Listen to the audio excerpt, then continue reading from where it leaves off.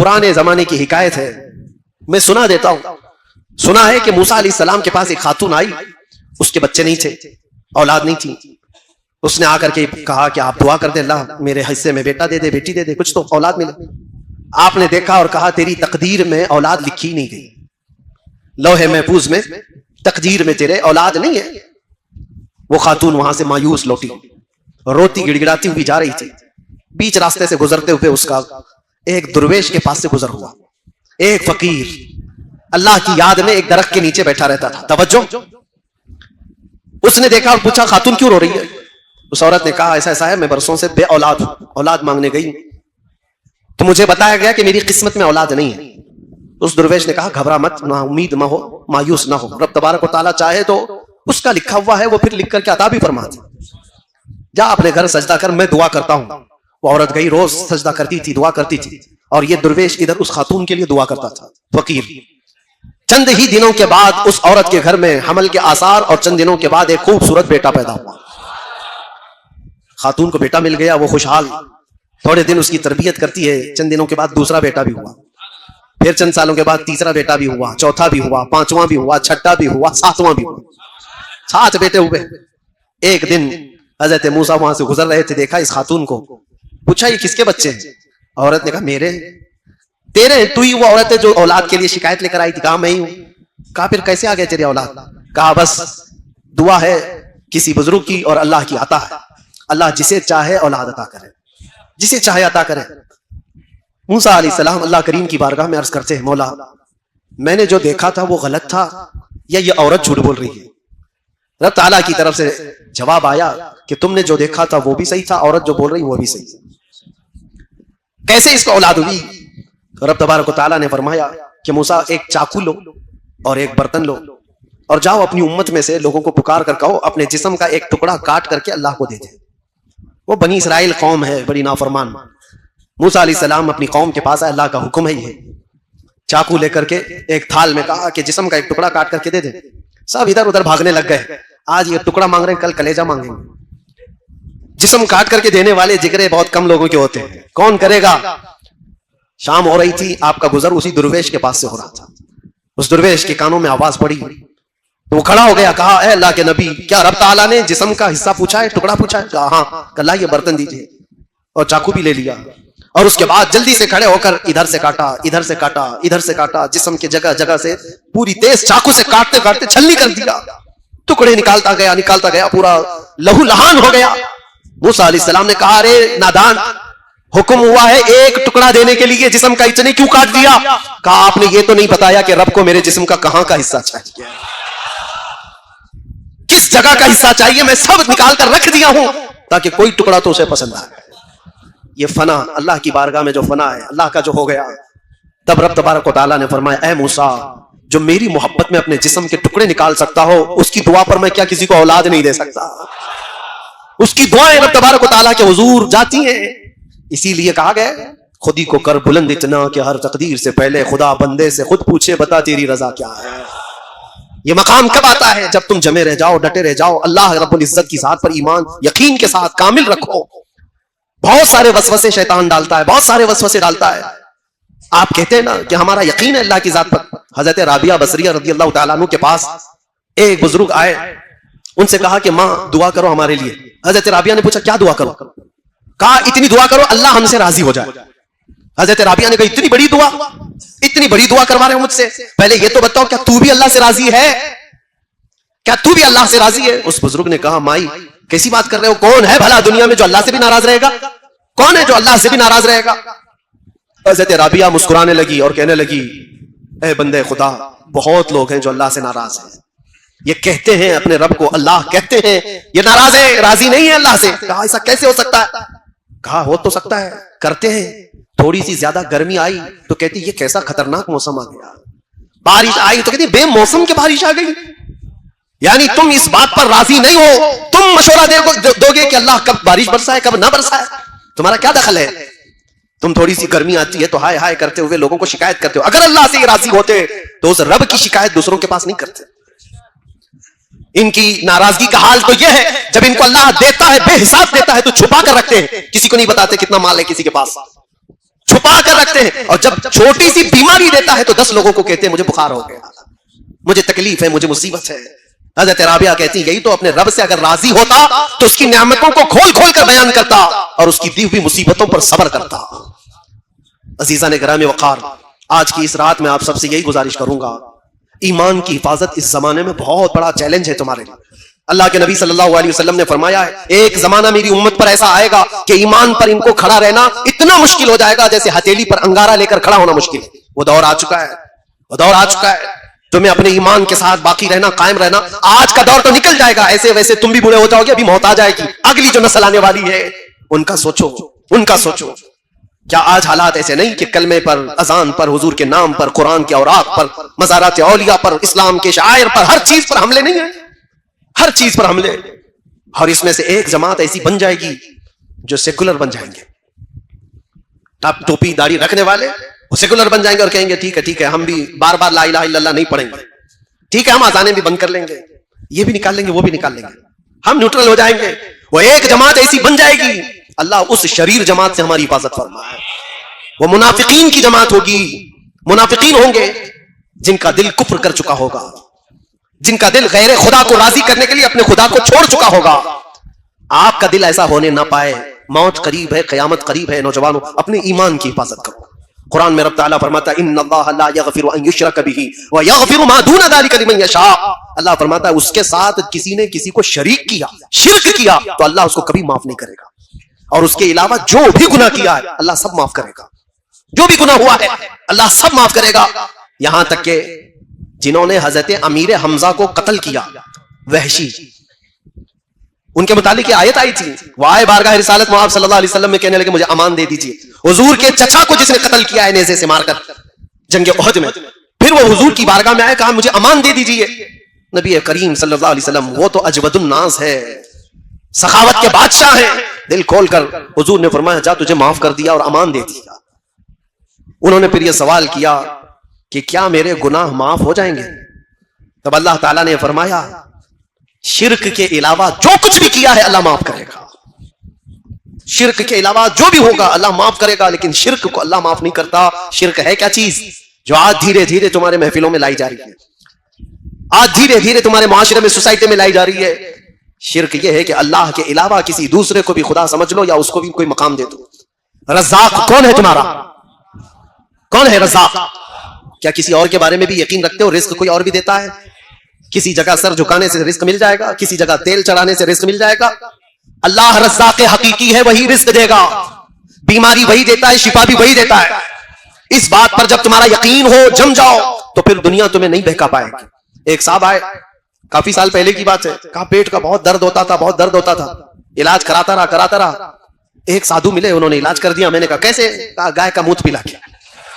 معاذ اللہ رب العالمین, اس نے صحیح کر دیا. میں نے کہا نادان تجھے پتا نہیں یہ حرام چیز میں شفا کیسے ہو سکتی؟ لا شفا فی الحرام, حرام میں شفا نہیں ہے. کہا ہو گیا. ایک بات یاد رکھو, شیطان تمہارے درد کو چھپا سکتا ہے, مٹا نہیں سکتا. تمہارے درد کے اوپر پردہ ڈال سکتا ہے لیکن جڑ سے ختم نہیں کر سکتا. وہ بیماری اندر ہوگی, یہ تمہیں دھوکہ دینے کے لیے کیا گیا ہے کہ بیماری ختم ہوئی. حقیقت میں ہر بیماری سے شفا صرف اللہ کی ذات عطا کرتی ہے. ڈاکٹر بھی ذریعہ ہوتا ہے, ڈاکٹر بھی اور دوائی بھی ذریعہ ہوتی ہے. بعض لوگ ہم سے کہتے ہیں کہ کافی سال پہلے یہی سیم جملوں پر ایک ماڈرن آدمی نے میسج کر کے کہا تھا کہ مولانا آپ کہتے ہیں اللہ شفا دیتا ہے, اللہ شفا دیتا ہے, کہاں ہے؟ بیمار ہوتے ہو تو ہاسپٹل جاتے ہو. میں نے ان سے پوچھا اچھا تمہارے حساب سے کون شفا دیتا ہے؟ کہا ڈاکٹر. اس نے کہا ڈاکٹر. میں نے ان سے کہا ٹھیک ہے, میں ایک بیمار کو لاتا ہوں اور ڈاکٹر کو یہاں بٹھا دینا, دیکھتا ہوں ڈاکٹر دیکھتا رہے مریض اچھا ہو جاتا ہے. کہا نہیں دوائی دیتا ہے. کہا پھر ڈاکٹر کہاں ہے؟ وہ تو دوا صحیح کر رہی ہے, وہ تو دوائی صحیح کر رہی ہے. اور اگر دوائی چلی گئی تب بھی میں کہوں گا اگر اس کا ہاضمہ صحیح نہیں تھا, دوائی نکل گئی تو وہ بھی اثر نہیں کر رہی ہے.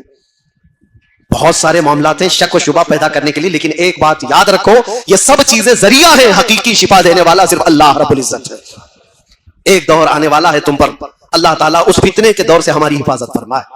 آج تو چھوٹے موٹے دجال آئے ہوئے ہیں, صرف چٹی نکال کے بتاتے ہیں تو لوگ چمتکار سمجھتے ہیں, سمجھتے ہیں کہ یہ چمتکاری بابا ہے, کیا کیا دکھاتے ہیں. ارے دور سے آیا ہے ابھی اور وہ کیا من میں لے کر کے آیا ہے, بابا پہلے سے لکھا ہوا ہے. بتا رہا ہے کہ ہم تمہارا یہ سب چیزیں بتا دیتے ہیں، اور اس کو سوچ رہے چمتکاری ہے، کیسے بھانپ لیتا ہے، مائنڈ ریڈنگ کیسے ہو جاتی ہے، کیسے پہلے سے پتا چلتا ہے۔ میاں سنو، یہ چھوٹا دجال ہے۔ حضور پاک صلی اللہ علیہ وسلم نے فرمایا بڑا بھی آنے والا ہے، کانیا دجال، ایک آنکھ والا۔ ارے وہ تو بارش بھی برسا کے دکھائے گا، وہ تو زمین سے پودے بھی نکال کے دکھائے گا، وہ تو مرے ہوئے آدمی کو زندہ کر کے بھی دکھائے گا۔ وہ دجال آئے گا، لیکن وہ بھی خدا نہیں ہو سکتا، وہ بھی خدا نہیں، وہ آزمائش ہے۔ اور اس وقت بھی میرے آقا نے فرمایا تم ایمان پر جمے رہنا، چاہے وہ جتنے بھی کرشمے کر کے دکھائے، تب بھی یہ کہنا ہمارا رب، ہمارا رب۔ بس اس پر جمے رہو، اس پر ڈٹے رہو۔ اللہ کی مدد آنے والی، اللہ کی مدد آنے والی، کیونکہ اللہ کا وعدہ ہے تتنزل علیہم الملائکہ، اللہ ان پر فرشتے بھیجتا ہے جو یہ کہتے ہیں اللہ ہمارا رب ہے، اور اس پر جمے رہ جاتے ہیں، ڈٹے رہ جاتے ہیں۔ ایک صحابی رسول حضور پاک صلی اللہ علیہ وسلم کے حضرت زید بن دسنہ، کفار و مشرکین کی بھیڑ نے ان کو قید کر لیا تھا، کئی دنوں تک قید کر کے پھر ان کو مار دیا، ان کو قید کی حالت میں ہی مارا گیا تھا۔ تو جانتے ہو ان کی لاش کے ساتھ بے حرمتی نہ ہونے پائے، رب تبارک و تعالیٰ کا نظام دیکھو۔ حدیث پاک میں ملتا ہے کہ شہد کی مکھیوں کا ایک بہت بڑا چھتا ان کی لاش کے پاس آ گیا، اور 40 سے 45 کفار و مشرکین وہ لاش کی دیکھ ریکھ کرنے کے لیے، نگرانی کرنے کے لیے بیٹھے ہوئے تھے کہ کوئی مدینے والا اٹھا کر نہ لے جائے، لیکن ایک مکھی نے بھی ان کو بیٹھنے نہیں دیا، ایک بھی قریب نہیں آ سکا۔ مکھیاں بھن بھناتی تھی، شہد کی مکھی کیا سمجھتے ہو، خالی میٹھا نہیں ہوتا، ہاں جب مارتی ہے تو اس سے زیادہ زہر بھی کسی میں نہیں ہوتا۔ اسی لیے اعلیٰ حضرت فاضل بریلوی رضی اللہ تعالیٰ عنہ عاشق رسول ہیں، حضور کے عاشقوں کی زبان کے لیے انہوں نے خود کہا ہے ہماری زبان وہی ہے کہ ہم حضور کی محبت میں بولیں تو شہد جیسی مٹھاس، اور گستاخوں کے خلاف بولیں تو شہد کی مکھی کا ڈنک لگتا ہے، ایک ہی ہے، دونوں چیزیں اس کے اندر ہیں۔ تو صحابی کی حفاظت شہد کی مکھیوں نے کیا تھا، ان کی لاش کو کوئی چھو نہیں سکا تھا، اللہ کی ذات پر یقین رکھ کر کے جو دنیا سے گئے۔ اور ایک صحابی ہیں، ان کو 2 صحابہ لے کر کے نکلے تھے، ان کی بھی لاش کو کفار و مشرکین نے مار دیا تھا۔ رات کے وقت وہ 2 صحابہ لے کر مدینے جا رہے تھے، پیچھے سے 200 کے قریب گھڑ سوار آئے اور 2 لوگوں کو پکڑنے کے لیے۔ وہ جب زیادہ کفار و مشرکین آ گئے تو یہ 2 ہی صحابہ تھے جو لاش لے کر جا رہے تھے، ایک صحابی رسول کی۔ اب یہ سارے کفار و مشرکین اس صحابی رسول کی لاش کے ساتھ بے حرمتی کریں گے، اب کیا کریں، 2 ہی لوگ ہیں، 2 ہی لوگ ہیں، اب کیا کریں، 200 پیچھے کھڑے ہیں۔ انہوں نے وہ لاش کو نیچے رکھ دیا، زمین پر رکھ دیا، اور زمین سے کہا یہاں تک ہم حفاظت کر سکتے تھے، زمین آگے تو اب حفاظت کر۔ زمین پھٹ گئی، وہ صحابی کی لاش اندر چلی گئی، زمین برابر ہوئی۔ 200 گھڑ سوار مکہ سے آئے تھے، پورا چھان مار لیے ادھر سے ادھر، اس صحابی رسول کی لاش کہیں نہیں ملی۔ وہ دونوں صحابہ نے آ کر حضور پاک صلی اللہ علیہ وسلم کو یہ ماجرا بتایا، تو حضور نے اس صحابی کو کہا بلیع الارض، زمین کا لقمہ، زمین نے ان کو حفاظت کیا ہے، یہ اللہ کی حفاظت کے انداز ہے۔ جب کوئی بندہ اس پر ایمان لا کر جم جاتا ہے، ہر بری طاقت سے مولا اس کی حفاظت فرماتا ہے۔ کیا تمہیں تاریخ معلوم نہیں، جب فرعون سر اٹھا کر کے انا ربکم الاعلی کہہ رہا تھا، میں تمہارا بڑا رب ہوں، یہ ابھی جو ہیں یہ بہت چھوٹے ہیں، بڑے بڑے بھی آ کر کے گئے ہیں، انہوں نے کہا تھا میں تمہارا خدا ہوں، میں تمہارا خدا ہوں۔ 12,000 بچوں کا قتل کیا تھا، کس بات پر جانتے ہو؟ فرعون نے خواب دیکھا تھا کہ ایک تارا آسمان سے ٹوٹ کر گرا ہے اس کی گود میں، اور اس کے محل میں آگ لگ گئی۔ صبح اٹھ کر سارے کاہنوں کو، جوتیشوں کو بلایا اور پوچھا کہ اس خواب کا کیا ہو سکتا ہے، اس کی تعبیر کیا ہو سکتی ہے؟ کاہنوں نے بتایا بنی اسرائیل میں ایک بچہ پیدا ہو سکتا ہے جو تیری سلطنت کو ہلاک کر دے گا، یہ اس خواب کی تعبیر ہو سکتی ہے۔ جیسے ہی بادشاہ کو یہ بتایا گیا کہ ایک بچہ کوئی ایسا پیدا ہونے والا ہے جو اس کی سلطنت کو ہلائے گا، ٹینشن میں آ گیا، اور اس نے آرڈر دے دیا بنی اسرائیل پورے خاندان میں جو بھی لڑکا پیدا ہوگا اس کو قتل کر دو، زندہ ہی نہ رکھو۔ 1 سال کے اندر اس نے 12,000 بچوں کو قتل کیا، کس لیے؟ ہماری سلطنت کو کوئی ہلانے والا بچہ ہی نہ پیدا ہو، آئے گا تو بھی قتل ہو جائے گا۔ اسی زمانے میں حضرت موسیٰ علیہ السلام کی پیدائش ہوئی، اور ان کی ماں حاملہ تھی، پیدا ہونے کا انداز بھی دیکھو، وہ تہہ خانے میں گئی، جب پیدا ہو گئے موسیٰ علیہ السلام تو رب تعالیٰ نے ان کے دل میں بات ڈالی کہ ایک صندوق میں اس بچے کو بند کرو اور دریا میں بہا دو۔ ماں کوئی اپنے بچے کو دریا میں بہائے گی، لیکن رب تعالیٰ جس کے ساتھ ہے اس کا دل بھی مضبوط ہوتا ہے۔ ہم نے دیکھا ہے لوگ دور دراز سے دیکھ کر کے ڈر رہے تھے، یہ 200 لوگوں کے آگے پیچھے چل رہے ہیں، کیا ڈر نہیں ہے؟ مجھے میرے ساتھیوں نے پوچھا کئی مرتبہ کہ آگے اتنے پیچھے اتنے، یہ سائرن بجا رہے، وہ کر رہے، یہ کر رہے۔ میرے عزیزو، اللہ جس کے ساتھ ہوتا ہے اس کا دل مضبوط ہوتا۔ موسیٰ علیہ السلام کی ماں کو اللہ تعالیٰ نے مضبوط فرمایا، اور اس کے بعد انہوں نے ایک صندوق میں اپنے بچے کو رکھا اور دریا میں بہا دیا۔ ان کی بڑی بیٹی تھی، کہا دیکھنا کہاں جاتا ہے صندوق۔ موسیٰ علیہ السلام کی بڑی بہن وہ دیکھتی چلی گئی، صندوق بہتے بہتے بہتے دریا کے کنارے سے سیدھے جا کر کے فرعون کے باغیچے کے پاس لگ گیا۔ فرعون کے محل کے پیچھے جو باغیچہ تھا، دریا وہاں سے بہتا تھا۔ فرعون کی بیوی ٹہلنے کے لیے آئی تھی، اولاد نہیں تھے گھر پہ، دیکھا ایک صندوق اس کے باغیچے کے قریب لگا ہوا ہے, خوبصورت بچہ ہے. بیوی نے کہا, فرعون کی بیوی, اٹھا لاؤ بچے کو, اٹھا لاؤ, حسین اتنا گلاب جیسا لگتا ہے. کنیزاؤں نے اٹھا لایا, بڑا پیار آیا اس عورت کو. کہا میں اپنے شوہر کے پاس لے جاتی ہوں. لے کر آئی اور سیدھے فرعون کے پاس, اور کہا ہماری تو اولاد نہیں ہے, ایک بچہ بہتے ہوئے آیا ہے, کیوں نہ ہم اس کو اپنا بیٹا بنا لیں. فرعون نے کہا بیگم تمہاری بات ہے تو بیٹا بنا لیتے ہیں, بیٹا بنا لیتے ہیں. موسیٰ علیہ السلام کی پرورش کہیں اور نہیں ہو رہی ہے, فرعون کے گھر میں ہو رہی ہے. فرعون نے کہا میں نے بیٹا بنا لیا ہے, میری بیوی کی پسند ہے. لیکن دیکھو عجیب نظام ہے, کبھی قرآن پڑھو تو سمجھ میں آئے. موسیٰ علیہ السلام کی جو بڑی بہن ہے وہ پورا معاملہ دیکھ رہی تھی, بتا نہیں سکتے تھے. فرعون نے پہلے کہا کہیں بنی اسرائیل کا تو نہیں ہے جن کو ہم مار رہے ہیں. بیوی نے کہا نہیں یہ دور سے بہ کے آیا ہے, بنی اسرائیل کا نہیں لگتا, پال لیتے ہیں. پال لیا, لیکن اب دودھ پلانے کی بات تھی, اس بچے کی پرورش کیسے کی جائے. بادشاہ اعلان کرتا ہے جتنی دایا ہے دودھ پلانے والی سب آئیں. فرعون کے گھر میں ایک بچے کی شاہی پرورش ہو رہی ہے, دایا بہت ساری آئی, سبوں نے اپنا دودھ پلانے کی کوشش کی. موسیٰ علیہ السلام کسی کا دودھ ہی نہیں پیتے تھے. پورا دن گزر گیا, ان کی بہن وہاں کھڑی تھی. اس نے کہا میں ایک دایا جانتی ہوں جس کا دودھ سب بچے پیتے ہیں. فرعون نے کہا جا اس کو لے آ جا, جو معاوضہ چاہیے جو اجرت چاہیے سب دے دوں گا. موسیٰ علیہ السلام کی بہن وہاں جو کھڑی تھی وہ گئی سیدھے اپنی ماں کو لے آئی, اپنی ماں کو لے آئی اور کہا کہ یہ دایا ایسی ہے کہ اس کے دودھ کو سب بچے پی لیتے ہیں. موسیٰ علیہ السلام کی ماں نے موسیٰ علیہ السلام کو اٹھایا, دودھ پلانے لگی تو موسیٰ علیہ السلام پینا شروع فرماتے. کیا نظام ہے مولا, دوسروں کے گھر پہ اور وہ ان کی ہی ماں کا دودھ پلا کرتے. بعد میں کوئی یہ نہ کہے کہ ہم اپنا دودھ پلا کر موسیٰ کو بڑا کیے, ان کی ہی ماں کا دودھ پلایا. اور ایسی مفت میں نہیں, موسیٰ علیہ السلام کی ماں جو دودھ پلاتی تھی فرعون کے شاہی خزانے سے اس کی اجرت بھی ملتی تھی. جو بچہ اس کی سلطنت کو ہلانے والا ہے اس کو خرچہ کر کے پالا جا رہا ہے. ایک بات یاد رکھو, اللہ تبارک تعالیٰ کا نظام ہے, جب وہ کسی کے تخت کو ہلاتا ہے تو بہت چھوٹی طاقتوں سے بھی ہلاتا ہے. موسیٰ علیہ السلام جوان ہوئے اور اس کے بعد قرآن پاک آپ پڑھو تو سمجھ میں آ جائے گا. یہی موسیٰ علیہ السلام ہے جنہوں نے اس کو دعوت دی, فرعون تو جھوٹا ہے, تو جو رب ہونے کا دعویٰ کرتا ہے غلط ہے, میرا رب اللہ ہے. یہی جملہ میں نے کہا تھا, کیا ہے ہمارا رب. اس پر جس نے اکڑ دکھایا اس نے بہت تماشے کیے. فرعون نے میرے پاس وہ طاقت ہے, میرے پاس یہ طاقت ہے, کیا کیا طاقتیں دکھانے کی بات کی, ہر چیز میں فیل ہوتا رہا. یہاں تک کہ ایک دن وہ آیا جب موسیٰ علیہ السلام سمندر سے گزر رہے تھے, اللہ نے ان کے لیے راستے بنائے. فرعون نے دیکھا, ایک بات ہی بتاؤں ایمان والو, اللہ کی مدد آئی, تمہارا جھوٹا کھانے کے لیے بھی لوگ ترسیں گے تمہاری. یہ ایک بات یاد رکھو, موسیٰ علیہ السلام اپنی پوری مومن جماعت کو لے کر, مومن قوم کو لے کر دریا کی طرف جا رہے تھے. پیچھے فرعون کا لشکر ان کا مقابلہ کرنے آ رہا تھا. سامنے سمندر ہے, ایک طرف سمندر, ایک طرف دشمن کا لشکر, کون حفاظت کرے گا. ایسے حالات آ جائیں تو یاد رکھنا, بے بس اور لاچار مت سمجھنا. ایک طرف سمندر ہے اور ایک طرف فرعون کا لشکر ہے, جائے تو کہاں. اللہ نے حکم فرمایا موسیٰ اپنا عصا سمندر پہ مارو.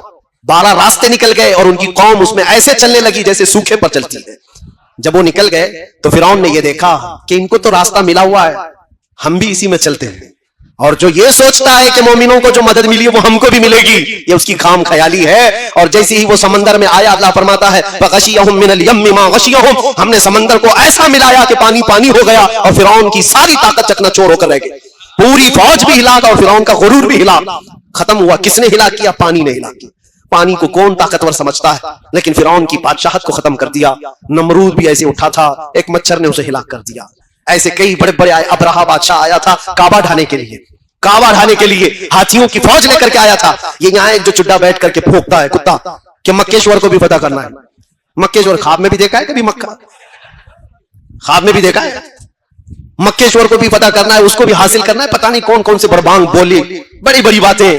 ان کو تاریخ پڑھاؤ ابرہا کی, فتح کرنا ہے, جاؤ ہاتھی گھوڑے لے کر کے جاؤ. اور دیکھو قرآن میں آج بھی آیتیں پکار کر کہہ رہی ہے الم تر کیف فعل ربک باصحاب الفیل الم یجعل کیدہم فی تضلیل وارسل علیہم طیرا ابابیل ترمیہم بحجارۃ من سجیل فجعلہم کعصف مأکول. یہ پورا واقعہ اللہ نے اس میں بیان فرمایا. اے رسول, کیا آپ نے ہاتھی والوں کو نہیں دیکھا جو ابرہا بادشاہ ہاتھیوں کی فوج لے کر آیا تھا کعبہ ڈھانے کے لیے؟ اللہ فرما رہا ہے کیا ہوا ان کے ساتھ. ہاتھیوں کو لے کر کے آیا تھا کعبے کو ختم کرنے کے لیے. اللہ نے ابابیل چڑیوں کی فوج بھیجی تھی. وہ چڑیاں اتنی چھوٹی ہے, آج بھی دیکھو مکہ میں گھومتی رہتی, اتنی چھوٹی ہے. ابابیل چڑیوں کی فوج کو بھیجا. انہوں نے کیا کیا؟ ارسل علیہم طیرا ابابیل ترمیہم بحجارۃ من سجیل. نوکیلے 3 پتھر ہر چڑیا کے پاس, ایک منہ میں اور 2 پاؤں میں. وہ چڑیا اوپر سے صرف کنکریاں گراتی تھی, جس ہاتھی کے پیٹ پر وہ کنکری لگتی آگ لگ جاتی تھی, آگ لگ جاتی تھی. اور جس فوجی کے سر پر وہ کنکری پڑتی اس کا بھیجا نکل آتا تھا. छोटी सी कंकरी, छोटी सी चिड़िया, लेकिन मार जब रब्बुल आलमीन की हो तो उसको सहन कोई नहीं कर सकता, उसके बर्दाश्त की ताकत किसी के अंदर नहीं है। आओ मक्के शोर पता करने वालों, अबरा की तारीख नहीं पढ़ा? जैसे बड़े बड़े ताकतवर ईमान के खिलाफ खड़े हुए, अल्लाह तबारक व तआला ने मदद फरमाई कि नहीं फरमाई?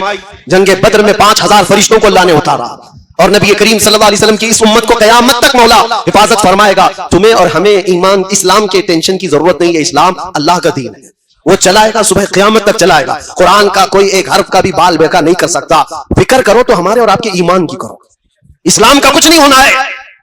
कीड़ों के बैठ करके फैसला करने से बारिश थोड़ी ना आती है, कहीं बैठ करके कोई मीटिंग कर ले तो हो जाएगा। और ऐसे तो सुना है कि रोज बंदर दरख्त पे बैठ करके फैसला करते हैं, रात भर मीटिंग करते हैं कि कल पूरा हिंदुस्तान फतह करना है, और सुबह होने के बाद पेट में इतनी भूख लगी रहती है, दन दन नाचते हुए चले जाते हैं। उन बंदरों की मीटिंग से कोई मुल्क फतह नहीं होता। हम भी यही कहेंगे, तुम्हारी हैसियत इसी तरह की होगी जो दूसरे इस तरह की बातें करते। दीन इस्लाम अल्लाह का दीन है, इसकी हिफाजत सुबह क़यामत तक मौला फरमाएगा।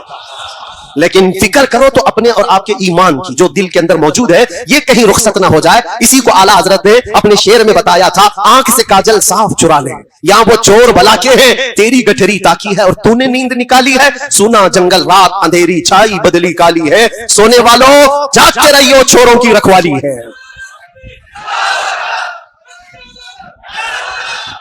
आप इस बात को याद रखो, चोरों की रखवाली है, तुम्हारे आंख से काजल चुरा लिया जाएगा। आंख का काजल क्या है? हुजूर की मोहब्बत, हुजूर का इश्क, ये तुम्हारे आंखों का काजल है। ये चुरा लिया जाए तो फिर तुम्हारा कुछ भी नहीं है, तुम्हारा कुछ नहीं है। तुम्हारी जो कुछ भी पहचान है वो तुम्हारे ईमान से। दुनिया तुम्हारे गाड़ी बंगले लत्ते इस चीज की दुश्मन नहीं है, किसी चीज की दुश्मन नहीं है। तुम बड़ा बंगला बनाए हो, गाड़ियां लिए हो, बहुत जायदाद है, किसी चीज की नहीं, ईमान की दुश्मन है। कुरान में भी अल्लाह ने फरमाया, इन्ना शैतान लिल इंसानी अदुव्वुम मुबीन, शैतान इंसान का किस लिए दुश्मन है? उसके ईमान का। बाकी तो बहुतों का तो भाई है, ईमान नहीं है तो सगा भाई बन जाता है। शैतान बहुतों का दोस्त है, यार है, मददगार है, लेकिन ईमान वाले का दुश्मन है। इसलिए आप सबकी ये जिम्मेदारी है कि अपने ईमान को बचाओ, अपनी औलाद की तरबियत सही माहौल में सही ढंग में करो। गाने बाजे टीवी सीरियल पे कब तक इनको पालोगे? टिकटॉक पर मुजरे करने वाले वो लड़कों को मैं कहता हूं, पूरी दुनिया ये नहीं है मेरे अजीजों, निकलो इस दुनिया से। तुम इसके लिए नहीं आए हो। कुरान में अल्लाह ने तुम्हें खैर उम्मत फरमाया है, तुम सबसे बेहतरीन उम्मत हो, तुम्हें अल्लाह ताला ने इतना बड़ा लक़ब दिया है, और तुम कहां कौन सी जिंदगी में फंसे हुए हो? निकलो। अल्लाह तबारक व तआला तुम्हारे सर को इतना महफूज रखा कि रिज्क के सामने भी झुकने नहीं दिया, किसी के सामने झुकने नहीं दिया। तुम्हारी पेशानियों को अल्लाह ने महफूज रखा, सिर्फ रब्बुल आलमीन की बारगाह में झुकती है, उसको देखा नहीं फिर भी झुकती है। इसलिए इस ईमान की हिफाजत करो, इस ईमान की हिफाजत। और ईमान दो चीजें, खत्म कर रहा हूं गुफ्तगू को, आखिरी मैं अपनी बातों में आ रहा हूं। एक बात तो यह है, जिसने ये कहा हमारा रब इस पर जम गया, एक ईमान का हिस्सा है, और दूसरे ईमान की जान है मोहम्मद रसूलुल्लाह की जान। वो जो न थे तो, वो जो न हो तो, वो जो न थे तो, और वो जो न हो तो।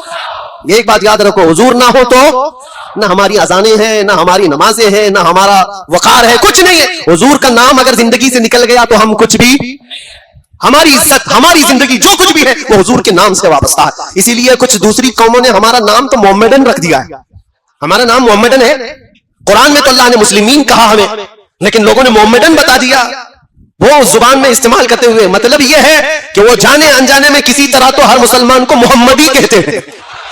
इसको अंग्रेजों ने 100 साल पहले कहा था। इकबाल शेर में कहता है, अंग्रेजों की जुबान, अंग्रेज देखकर घबराते थे और कहते थे, ये फाका कश मौत से डरता नहीं जरा, फाका फाके पे फाका करता है लेकिन मौत से डरता नहीं, ये फाका कश मौत से डरता नहीं जरा, रूह मोहम्मदी इसके बदन से निकाल दो। ये अंग्रेज कहते थे, रूह मोहम्मदी इसके बदन से निकाल दो। इसलिए कि सारी दुनिया जानती है रूह मोहम्मदी जब तक इनके साथ है ये पावरफुल है, ताकतवर है। ये बिखरे हुए टूटे हुए हमारा एक नेता भी ढंग का नहीं है, फिर भी दुनिया 24 घंटे हम पे चर्चा क्यों करती है? समझ से बाहर बात नहीं है, बैकवर्ड है, बिछड़ी हुई कौम है, एजुकेशन में नहीं है, सियासत में नहीं है, ढंग की क़यादत नहीं है, सियासत नहीं है, सब तो तुम ही रिपोर्ट देते हो। इस तकरीर पे भी मेरा एक केस हुआ है, इस तकरीर पे भी गुजरात वाले बहुत मेहरबान हैं, उन्होंने इस पर भी, मैं तो मुसलमानों को डांट रहा था कि तुम तो सच्चर कमेटी की रिपोर्ट के एतबार से बैकवर्ड कौम में शुमार किए जा रहे हो, सबसे निचले हिस्से में तुम्हारा नाम आ रहा है, हर चीज में तुम पीछे हो। ये भी सहन नहीं कर पाए, केस कर दिया। खैर ठीक है, कोई बात नहीं, लेकिन एक बात याद रखो कि अगर 24 घंटे दूसरों के चर्चे में हो तो इसका मतलब है कि ईमान की शमा अभी तुम्हारे सीने में जल रही है। اور اس کو گل ہونے نہ دینا. جو چیز آج تمہاری باقی ہے وہ حضور کی محبت باقی ہے. گنہگار ہو گیا ہے بندہ, غدار نہیں ہوا ہے, اور جب تک غدار نہیں ہوگا اس کی ایمانی طاقت ہمیشہ پاورفل ہی ہوتی ہے, پاورفل ہی ہوتی ہے. غریب ہی صحیح, لنگڑا ہی صحیح, لیکن لبیک کہے گا تو دھرتی کو ہلتے ہوئے بھی ہم نے دیکھا ہے. اس لیے یاد رکھو. آخری بات, حضور پاک صلی اللہ تعالی علیہ وسلم کی محبت کے ساتھ جینا ہے, اور اس محبت میں کوئی کمپرومائز, جو جان مانگو تو جان دے دے, جو مال مانگو تو مال دے دے, مگر یہ ہم سے کبھی نہ ہوگا, نبی کا جاہو جلال دے دے. یہ کمپرومائز صحابہ کا مسلک بھی نہیں تھا, مذہب بھی نہیں تھا, ہمارے بزرگوں کا شیوا بھی نہیں تھا, طریقہ بھی نہیں تھا. ہمارا بھی وہی مسلک, وہی مذہب, وہی شیوا, وہی طریقہ ہے جو بزرگوں کا رہا ہے. اتنا ہی کہتے ہوئے ہم دنیا سے جائیں گے. ہر مصیبت, ہر ستم گوارا ہے, ہر مصیبت, ہر ستم گوارا ہے. یا رسول اللہ, ایک بار تم کہہ دو کہ تو ہمارا ہے. توجہ. یہ جس طرح کے ماحول میں ہم جی رہے ہیں میرے عزیزو, ایک بات یاد رکھو. قرآن پاک میں اللہ نے فرمایا, ان الذین قالوا ربنا اللہ ثم استقاموا, بے شک وہ لوگ جنہوں نے یہ کہا ہمارا رب اللہ ہے, پھر ثم استقاموا, اس پر جمے رہ گئے, ڈٹے رہ گئے. رب تعالیٰ فرماتا ہے تتنزل علیہم الملائکہ, ان پر اللہ کے فرشتے اتارے جاتے ہیں, ان پر اللہ کے فرشتے اتارے جاتے ہیں. اللہ تخافوا ولا تحزنوا, وہ فرشتے تمہیں یہ کہتے رہتے ہیں اب ڈرنا مت, غم مت کرنا. تم نے یہ کہا ہے نا ہمارا رب, کہتے ہو کہ نہیں کہتے ہو؟ ڈر کر کہتے ہو, دب کر کہتے ہو, چھپ کر کہتے ہو. اللہ تمہارا رب ہے, اس میں نہ ڈرنے کی ضرورت, نہ دبنے کی ضرورت, نہ چھپنے کی ضرورت. جب کہنا ہے اللہ اکبر بلند آواز سے, کھلے عام سرے عام کہا جائے گا. کیوں؟ اللہ پر ایمان لانے کے بعد جو بندہ جم گیا, ڈٹ گیا, میرے رب کا وعدہ ہے کہ اس کی حفاظت کے لیے اللہ فرشتے اتارتا, اس کی حفاظت کے لیے فرشتے اتارتا. یقین ہونا چاہیے تمہارا. میرے عزیزو, کچھ نہیں ہوگا. اللہ تخافوا ولا تحزنوا, وہ فرشتے بھی یہ کہتے ہیں اب ڈرو مت, غم مت کرو. وابشروا بالجنۃ التي كنتم توعدون, اتنی ہی بات پر فرشتے یہ بشارت بھی دے جاتے ہیں اللہ نے جس جنت کا تمہیں وعدہ کیا ہے سنو بہت قریب ہے, تمہیں اس جنت کی بشارت دیتے ہیں. اور پھر فرشتے ساتھ میں یہ بھی کہہ کر جاتے ہیں نحن اولیاؤکم فی الحیات الدنیا وفی الآخرہ, ڈرنا مت ہے مومنو. اللہ فرما رہا ہے ہم دنیا میں بھی تمہارے مددگار ہیں اور آخرت میں بھی مددگار ہیں. اللہ فرما رہے ہم مددگار ہیں. وَلَكُمْ فِيهَا مَا تَشْتَهِي أَنفُسُكُمْ وَلَكُمْ فِيهَا مَا تَدَّعُونَ, جو تم خواہش کرو کہ اللہ وہ سب تمہیں عطا کرے گا, اور جس چیز کو تم مانگتے تھے مولا وہ بھی عطا فرمائے گا. جس چیز کا تمہیں وعدہ کیا گیا وہ سب عطا کر دیا جائے گا. نُزُلًا مِّن غَفُورٍ رَحِيمٍ, رب تعالیٰ فرماتے ہیں, قرآن کی آیت میں پڑھ رہا ہوں آپ کے پاس 25ویں پارے کی. اللہ فرماتا ہے پھر یہ مہمانی ہے تمہاری, مہمان نوازی کی جائے گی غفور الرحیم کی طرف سے. کس بات پر یہ ساری چیزیں کس بات پر مل رہی ہے؟ صرف اس بات پر جس نے کہا میرا رب اللہ ہے, جس نے کہا میرا رب, اور اس پر جم گیا, اس پر ڈٹ گیا. آج چاہے اس کی گردن پر کوئی کھڑا ہو جائے, چاہے اس کے سینے پر کوئی بھالا رکھ دے, اور پھر زبردستی پکڑ کر کے کہے اس کا نام لے, اس کا نام لے, اس کا نام لے, اس کا نام لے. مومن اگر ڈٹ گیا, جم گیا اور کہا میری ہر سانس پر اللہ اکبر ہی ہوگا, تو اس کے لیے قرآن میں اللہ فرماتا ہے اس کی مدد کے لیے مولا فرشتے اتارتا ہے. اب یہاں پر ایک سوال ہوتا ہے, ایک سوال کہ مولانا اتنی چیزیں اگر ہے, اللہ کہہ دینے پر فرشتوں کی مدد ہوتی ہے, تو پھر یہ فلسطین والے تو اللہ اکبر روز کہتے ہیں, اور ان کی مدد کیوں نہیں ہوتی؟ فرشتے کب آئیں گے, کب ان کی مدد کریں گے؟ تمہیں اس طرح کے شک و شبے میں ڈال کر کے ڈگمگایا جاتا ہے, تمہارے پاؤں میں زلزلہ لانے کی کوشش کی جاتی ہے. کچھ نہیں, مولانا لوگوں کی باتیں. میرے عزیزو, میں جو بات کہہ رہا ہوں یہ مولانا لوگوں کی بات نہیں, اللہ کا کلام پڑھ رہا ہوں. زمین ٹل سکتی ہے, زمانہ ٹل سکتا ہے, مگر میرے رب کا فرمان غلط نہیں ہو سکتا. ایک شبہ بھی نہیں. قرآن شروع ہی ہوتا ہے کہاں سے پتہ ہے؟ الف لام میم ذالک الکتاب لا ریب فیہ. سورہ فاتحہ کے بعد سورہ بقرہ جو ہے اس کی شروع کی آیت ہے. اللہ فرماتا ہے یہ وہ عظمت والی کتاب ہے, لا ریب فیہ, اس میں شک کی گنجائش بھی نہیں, شک بھی نہیں کر سکتے ہوگا کہ نہیں ہوگا, ہوگا کہ نہیں ہوگا, نہ ہوگا تو ہوگا. اور اللہ فرما رہا ہے تمہاری مدد کے لیے فرشتے اتارے جائیں. اب یہ جو سوال ہے اس کو میں بتاتا ہوں, ان حالات میں ان مظلوموں کی مدد کیوں نہیں ہو رہی ہے, ان کے لیے کیوں فرشتے نہیں اترتے؟ میرے عزیزو, کیا تم دیکھ رہے ہو کہ اتر رہے ہیں کہ نہیں اتر رہے؟ ہم دیکھ رہے ہیں کہ فرشتے آ رہے ہیں کہ نہیں آ رہے ہیں؟ جو وہاں کے حالات ہیں یہ بظاہر ہمیں نظر آتے ہیں, لیکن اللہ کا وعدہ سچا ہے, سچا ہے اور سچا ہے. جس کے ساتھ اللہ تبارک و تعالیٰ بھلائی کا ارادہ فرماتا ہے اسے شہادت کے مقام پر پہنچاتا ہے. اور جس کو شہادت ملی ہے, جس کو شہادت ملی ہے, جانتے ہو پوری کائنات سمیٹ کر کے لاؤ, شہید کے ناخن کے برابر بھی نہیں ہوگی. پوری دنیا سمیٹ کر کے لاؤ, شہید کے ناخن کے برابر نہیں ہو پائے گی. شہید کو اللہ تبارک و تعالیٰ جو مقام عطا کرتا ہے حدیث پاک میں ہے, اس کی روح نکلنے سے پہلے اسے جنت دکھائی جاتی ہے, اسے جنت میں اس کا ٹھکانہ بتا دیا جاتا ہے. تو کیا یہ اللہ کی مدد نہیں ہے؟ کیا یہ اللہ کی رحمت نہیں ہے؟ صحابہ، تابعین، اولیاء سبوں نے یہ دعا کیا کہ اللہ تیرے راستے میں ہمیں موت آئے تو شہادت کی موت آئے. کسی شہید کی موت پر تم فخر کرتے ہو کہ نہیں کرتے ہو؟ شہیدوں کو ہم زندہ کہتے ہیں اور قرآن بھی کہتا ہے. تو ان مومنین کے ساتھ جو آج ظلم ہو رہا ہے وہ یوں ہی نہیں مارے جا رہے بلکہ ان کی ہر موت شہید کی موت ہے. وہ شہداء ہیں، شہید ہیں، ان کو اللہ نے جو جنت کا وعدہ فرمایا وہ مل کر رہے گا. لیکن تمہارا امتحان ہے، چاہے تمہارے سامنے کوئی مر جائے، کٹ جائے، قتل ہو جائے، ظلم کے ساتھ کوئی پکڑا جائے، مارا جائے، تم اپنے ایمان کے ساتھ اگر باقی رہتے ہو تو یہ اللہ کا وعدہ تمہارے ساتھ. ایمان کے ساتھ. کون سا ایمان؟ میں نے کہا ہے میرا رب، ہم نے کیا کہا ہے؟ ہمارا رب. اور پھر اس پر جمے رہ گئے، اس پر جمے رہ گئے. یہ ایمان کا ایسا حصہ میں تمہیں بتا رہا ہوں. حدیث پاک میں میرے آقا صلی اللہ علیہ وسلم فرماتے ہیں جس کے دل میں ایمان آ گیا پھر وہ کفر اور شرک سے اتنی نفرت کرتا ہے جیسے انگارے میں ہاتھ ڈالنے سے نفرت کرتا ہے. آگ کے تندور میں ہاتھ ڈالنا پسند کرتا ہے کوئی پسند کرتا ہے؟ آگ کے تندور میں ہاتھ ڈالنے کو جتنا ناپسند کرتے ہو، ایمان والا کفر اور شرک سے اتنا ہی بیزار رہتا ہے، اتنی ہی دور بھاگتا ہے، چاہے جیسے بھی حالات ہو. لوگوں کو آج پتہ نہیں کیا ہو گیا. میں تو اپنا میسج دے کر کے رہوں گا. قرآن کیا کہتا ہے؟ یا ایھا الذین آمنوا ادخلوا فی السلم کافہ، اے ایمان والو اسلام میں پورے کے پورے داخل ہو جاؤ. آدھا تیتر آدھا بٹیر نہیں ہونا چاہیے، جو وہ پورے ہو جاؤ. ان کو بھی راضی رکھیں گے، ان کو بھی راضی رکھیں گے. تھوڑا یہاں بھی لگا لیں گے، تھوڑا وہاں بھی لگا لیں گے. صبح ان کے پاس چلے جائیں گے، شام میں ان کے پاس چلے جائیں گے. پارٹی اس کے بغیر تو چلتی نہیں ہے. یہ بہت ساری جگہوں پر آج کے جو حالات ہیں، لوگوں نے یہ سمجھ رکھا ہے سیاست کرنا ہے، پالیٹکس کرنا ہے تو پھر سب کو راضی رکھنا ہے. ہم یہ نہیں کہتے کہ سب کو راضی نہ رکھو، راضی رکھو، لیکن اپنے خدا کو سب سے پہلے راضی کرو. اور اللہ بہتر جانتا ہے، اس کو تم راضی رکھو گے پوری دنیا کو اللہ تم سے راضی کرا دے گا. اس کے دست قدرت میں ہے وہ بندوں کو راضی کرانا. ہزاروں نے لاکھوں کے دلوں کو مولا تمہاری طرف پھیر دے گا، بس اس کو راضی کرو. جب رب تبارک و تعالیٰ فضل فرمائے کسی پر تو بغیر کسی پرچار کے لوگوں کو اس کی طرف پھیر دیتا ہے. یہ میں نے پریکٹیکل اپنی لائف میں دیکھا. ان علاقوں میں گیا جہاں کا نام کبھی زندگی میں نہیں سنا، نہ کبھی پڑھا، نہ کسی اور سے سنا، بہار، بنگال، جھارکھنڈ یا اس کے علاوہ.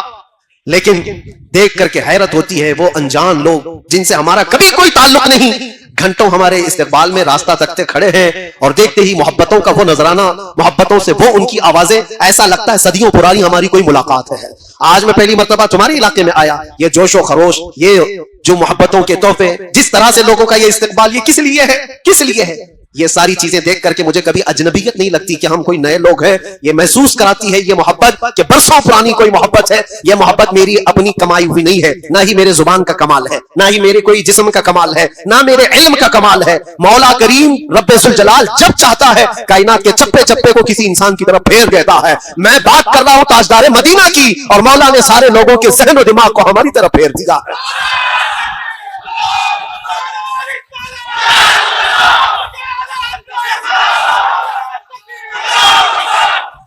راضی کرو اس رب ذوالجلال کو. وہ اگر راضی ہے تو سب کچھ ٹھیک ہے. اگر وہ اسی کو ناراض کیا اور پھر دنیا کو راضی کرتے کرتے تھک گئے، کیا ملا؟ کیا حاصل کیا ہے؟ جن لوگوں کے پیچھے ہم اپنی راتیں برباد کرتے ہیں، نوجوانوں، جن دوستوں کو راضی کرنے کے لیے تم نے مال بھی برباد کیا، وقت بھی برباد کیا، پھر بھی وہ راضی نہیں ہوئے تم سے. ایک دن ان کے ساتھ کچھ تمہارا برا ہوا، وہ ساری پرانی یادیں سب ختم کر دی جائیں گی، سب تعلقات مٹا دیے جائیں گے. دوستوں کے لیے تم نے اپنے ماں باپ کے ساتھ بیٹھنا چھوڑ دیا. دوستوں کی وجہ سے تم اپنے گھر میں وقت دینا کم کر چکے ہو. اس دنیا کو راضی کرنے کے لیے کیا کیا نہیں کیا، لیکن وہ راضی کبھی نہیں ہوتی. اور اگر تمہارے 4 دوست ہیں تو چاروں کو ایک ساتھ راضی رکھو، یہ بھی مشکل ہے. ہو سکتا ہے تمہارے کسی کام سے 2 راضی اور 2 ناراض. یہ تو 4 کا مسئلہ بتا رہا ہوں. اور جس کو 4000 کے بیچ میں جینا ہے وہ کب تک ان سب کو راضی کرتا رہے. ایک ایک انسان کو راضی کرتے کرتے اس کی لائف ختم ہو جائے گی. پھر بعد میں پتا چلا عمر ڈھل گئی، ان میں سے آدھے بھی راضی نہیں ہوئے. ہوتا ہی یہی.